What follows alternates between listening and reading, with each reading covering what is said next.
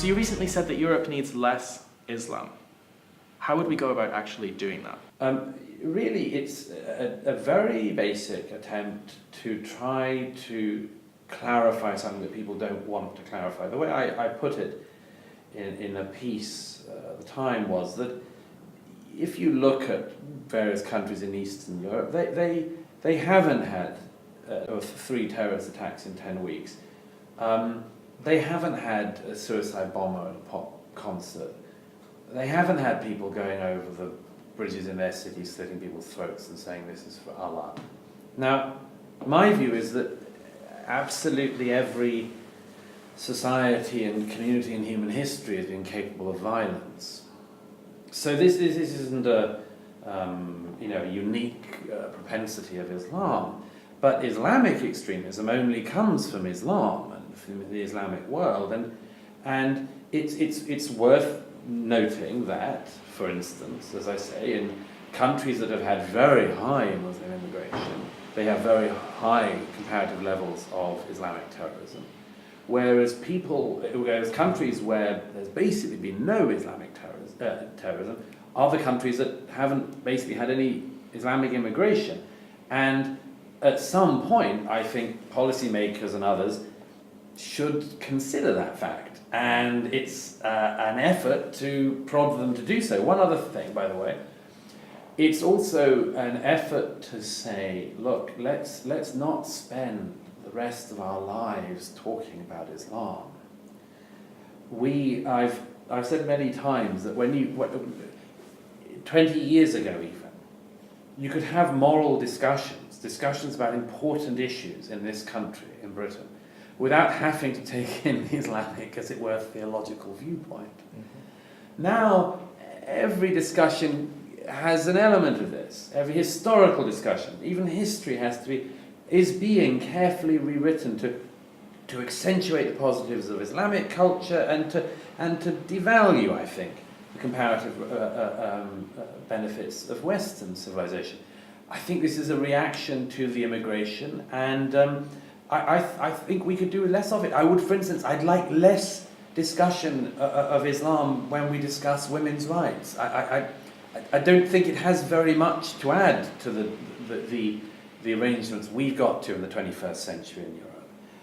I don't particularly feel like I need the Islamic viewpoint on gay rights. I don't need the texture to be added to the discussion. I don't want us, for the rest of our lives in Europe, to be having theological discussion about a religion which was until recently very, very marginal to our existence. What do you think should actually be done about it? Even if we close the borders tomorrow, there would still be masses of people who despise the West living in the West. What do you think should be done with those people? Should they be integrated? Should they be deported? Should they be left alone? Our options are very limited, and I don't make very many policy suggestions. I've tried in my book to write a history of the present and to simply explain where we are and why this has happened, and what it is that has happened, and also I think to assist people in the beginning of the mourning process, which is part of what this is about, to recognise what we have lost. But first of all, the obvious thing you skip over, and maybe necessarily so, but that first thing of slowing the movement down is the single most important thing. And it is the single thing which we are furthest away from in policy terms admitting.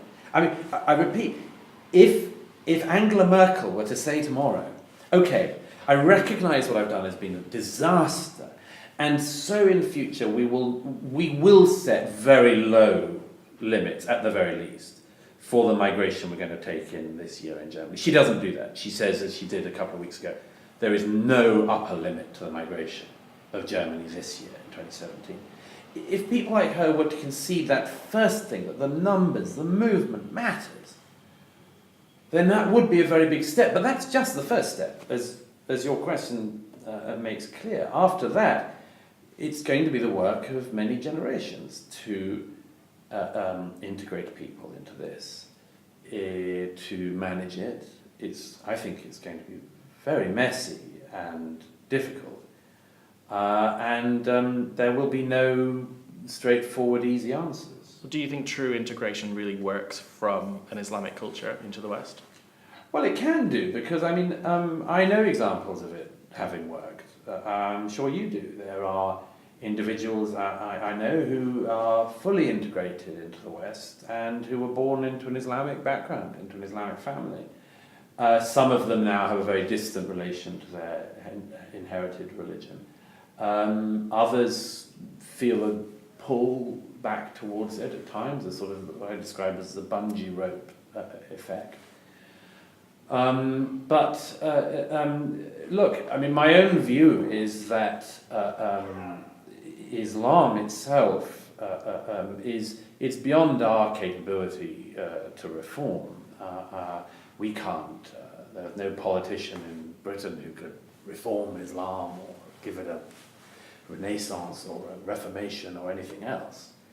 But individuals will be the ones, as they go through this, who will suffer their way through this and find their way through this, and it'll be very painful. I give an example in the book of a very remarkable man I met some years ago called Morton Storm, who was a convert to Islam, and a convert indeed to Al-Qaeda. I mean, he wasn't a typical convert, not a typical person in all sorts of ways.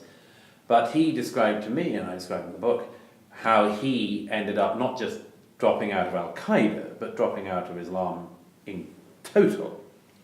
And that was because, irritated one day, he went on the internet and he typed into Google contradictions in Islam and began to read. Now, I don't put very much hope in this. Morton Storm's story is a very unusual story, as I say, but I think a lot of people are learning about history, learning about the context of religion, learning about reason and rational attitudes and historical attitudes, and this is all up for grabs. I'm very pessimistic because I think there are several egg timers running, and the one I care about most runs out first. Well, you're still saying that integration is possible. Say Europe was 51, 52% Muslim, Sure. but they had integrated. Sure. Is it still a Western continent? Is it still okay? Well, that would all depend. Well, this is a very deep and difficult area. This would depend, wouldn't it, among other things, as whether they were.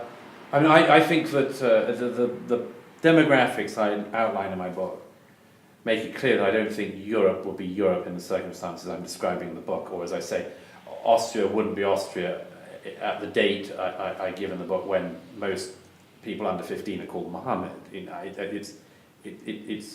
it's not impossible, but it's quite hard to see how, for instance, a country like Austria looks like, you know, the Sound of Music in such a situation, whether you wanted to or not, it's another matter. But and it's hard to see how a country like France looks French in some of these situations and some of the demographics I outline. But all of this, of course, comes back to this thing of in a way, the bungee jump thing, the rope. The question would be then whether the people were totally immune from the thing, whether they'd cut themselves off from the rope, or whether they were still attached to it. Now, this is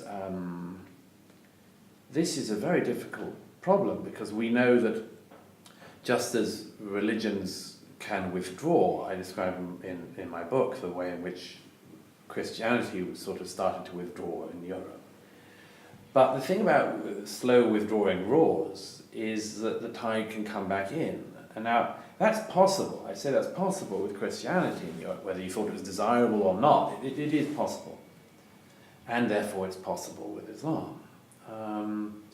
But would people ever get to a stage where they shrugged off any desire to hear that call back? Maybe. But then will their children? And that comes back to what the core challenge, in a way, that this book tries to present, which is it enough what we now provide in a country like Britain, or any country in Western Europe? Is it enough to say we welcome in the world and we become a sort of mini United Nations and anyone who wants to move here can, and you sort of pursue the life you want, and as long as you're on board with gay marriage and you know, various other things of a liberal society, then it's all good with us? Or is this itself a part of the problem? Is a part of the problem the fact that we are this kind of empty space?